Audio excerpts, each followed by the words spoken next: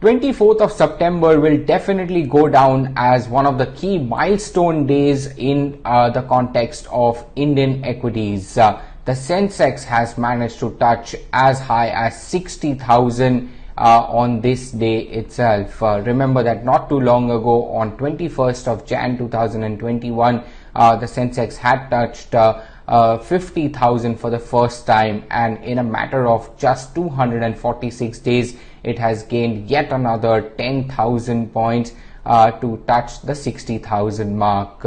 If you have a look at the price performance since 21st of Jan as compared to other benchmark indices, the Sensex is up about 20% as compared to Nifty's gain of 22%, 17% for the Nifty Bank, and the small and the mid cap indices clearly outperforming all of these indices. 40 to 45% return that has been generated on these indices itself. Now, the context, or how this bull run has been different as compared to the previous ones. Of course, this has been more retail oriented. You can see the sticky flows, which is the SIP book, that has touched nearly 10,000 crores, and way back in August 2020, that was as low as 7,800 crores for a particular month. Let me also talk about the contribution from the 50,000 to 60,000 mark. There are three stocks, namely Infosys, Reliance and ICICI Bank, that have contributed more than 1,000 points each on the way upward, and Maruti, M&M and Dr. Reddy's have been the laggards and underperformed during this period. Of course, India has a lot of billion-dollar companies, but Reliance Industries is the only one which commands a market cap in excess of $200 billion, and TCS along with HDFC Bank comfortably above the $100 billion mark, with Infosys shuffling between 99 to about $102 billion as well. Coming back to the retail point, if you can see that it is the retail shareholding that has gone up significantly. As of June 30th 2021, the retail shareholding stood at about 7.18%.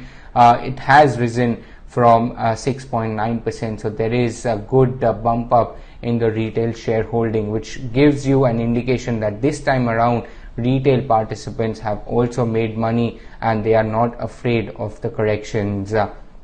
Some stock gainers then: Bajaj Finserv, Tata Steel, Bajaj Finance, SBI and TechM from the Nifty and the Sensex pack have surged more than 50 to 100% each since 21st of Jan 2021. From the mid-cap space, the outperformance has been even better. JSW Energy 351%, Mindtree up 160%, IRCTC up more than 150%, Macrotech Developers along with Mphasis also more than doubling during this period. From the BSE Small Cap 250 Index, you have Balaji Mines, which has gained more than 4 times in trade. Happiest Minds is up nearly 4%. Linde India 200% return on that one. Gujarat Fluoro, Deepak Fertilizers as well as IEX rising more than 150% as well. Now, if you have a look at the journey of the Sensex, the CAGR that I am referring to, that has been very interesting, because since inception, if you have a look, the Sensex has managed to deliver 16.5% CAGR. And if I break this down into decades, which have been largely 4 decades, 1980 to 1990, the CAGR was 21.6%, 1990 to 2000 was 14.3%, 2000 to 2010 was 17.8%, and the most recent one, 2010 to 2020, that has been a little less than 9%. So there has been a decline in the CAGR trend. However, the journey has just been phenomenal for the Sensex, rising from 100 points way back in 1979 to 60,000 at the moment, delivering a CAGR return of 16.5% during these 42 years.